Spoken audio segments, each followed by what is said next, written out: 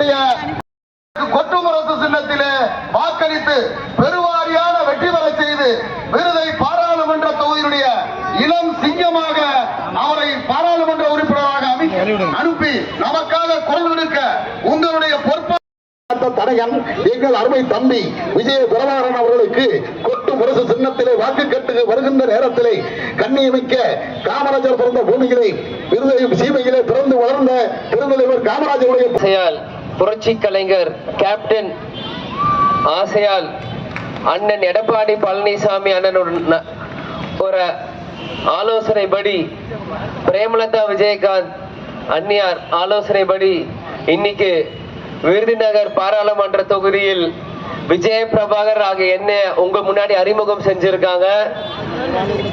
இன்னைக்கு அஇஅதிமுக, தேமுதிக, எஸ்டிபிஐ, புதிய தமிழகம் ஒரு பலமான கூட்டணி அமைச்சு இன்னைக்கு மக்களுக்காக பாடுபடுற ஒரு நடக்குது அப்படின்னு சொல்லிட்டு இருக்காங்க.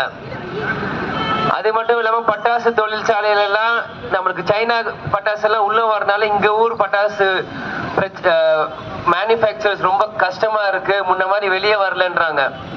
ஏன்னா இந்த விருதுநகர் தொகுதி முழுவதும் பட்டாசு தொழிலை நம்பியே உழைக்கிற மக்கள், அதுவும் திறமைசாலியான மக்கள் இங்க இருக்காங்க. அவங்களோட வேலை வாய்ப்பு எல்லாமே இங்க பட்டாசு இந்த பேரியம் நைட்ரேட் இல்லாதனால முடங்கப்படுது. இது எல்லாத்தையுமே கொண்டு வரதுக்கு உங்களுக்கு ஒரு நல்ல வேட்பாளரா வேணும்.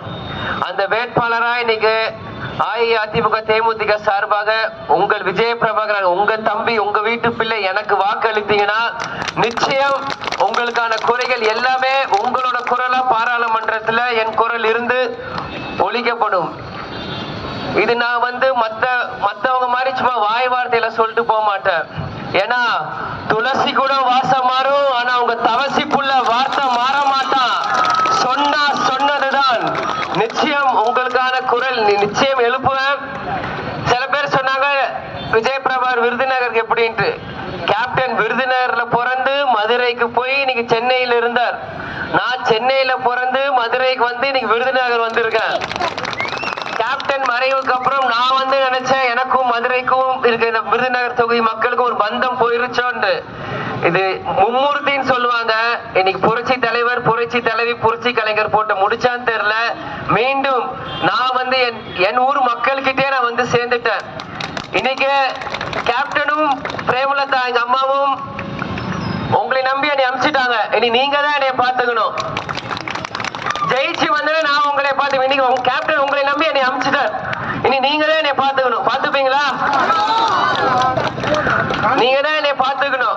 எனக்கு வேற எங்க அப்பாவுக்கு வேற எதுவுமே தெரியாது. எங்க அப்பாவுக்கு தெரிஞ்சது எல்லாமே மக்கள் மக்கள் மக்கள் மக்கள் மக்கள் மக்கள் மக்கள் மட்டும்தான். அவருக்கு அப்படி கட்டு கொடுத்தது வந்து நம்ம புரட்சி தலைவர் செம்மல் எம்ஜிஆர். அவரை பார்த்து வந்தவர் தான் புரட்சி கலைஞர் கேப்டன். அதனால் நீங்க தான்